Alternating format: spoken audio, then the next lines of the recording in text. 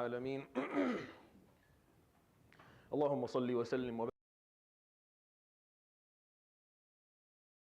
وصحبه أجمعين وبعد. يروي الإمام البخاري في صحيحه عن أبي هريرة رضي الله عنه قال النبي صلى الله عليه وآله وسلم. The hadith in collection of Imam Bukhari, narrated to us by Abu Hurairah. And this is something I talked about during a series of khutbahs in the past. I think it was last summer, I think, that I did this, or maybe a little bit after.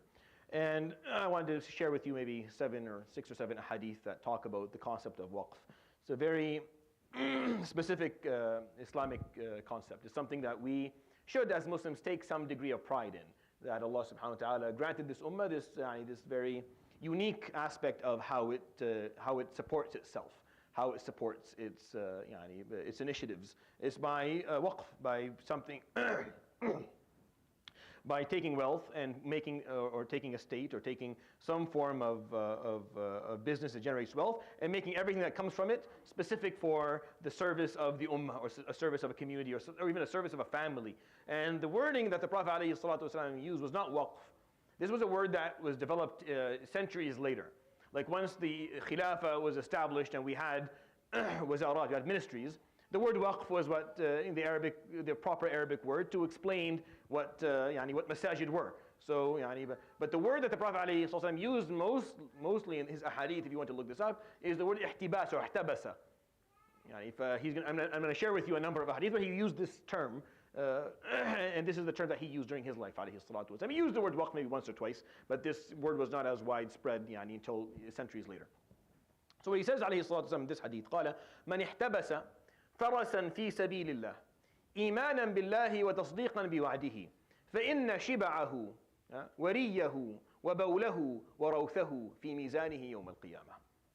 So the Prophet ﷺ said, من احتبس فرسا في سبيل الله. Faras is a horse. في سبيل الله meaning someone who performed waqf upon a horse for the sake of Allah subhanahu wa ta'ala. إيمانا بالله وتصديقا بوعده.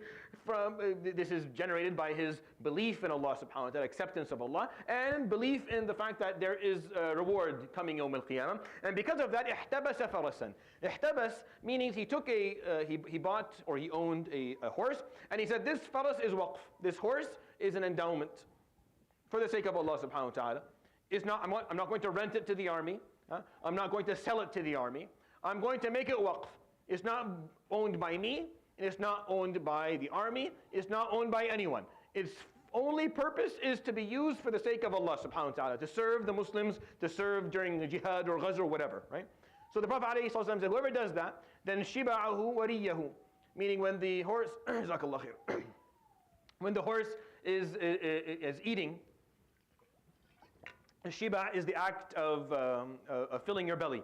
So when the horse eats, wariyahu, and it quenches its thirst, wabawlahu, which is the urine of the horse, warawthahu, and the feces of the horse, meaning what the horse eats and what it drinks and what it excretes on the other side, all of that he'll find in his mizan yawm al-qiyamah. It'll be in his mizan yawm al-qiyamah. Everything that this horse does, including eating, drinking, and pooping, all of that he will find in his mizan yawm al-qiyamah waiting for him. And this is what the idea of waqf is. The beauty of waqf is when you take something that is yours and you say, this is for the sake of Allah subhanahu wa ta'ala. Whatever it produces, I want nothing from it, it's for the sake of Allah. Then everything that it does is going into your mizan hasanat. And everyone who benefits from it, every single person, everything that benefits from it, even if it's, as I'll explain to you, even if it's an animal, then it will be in your mizan yawm al-qiyamah. This has long been our tradition as Muslims.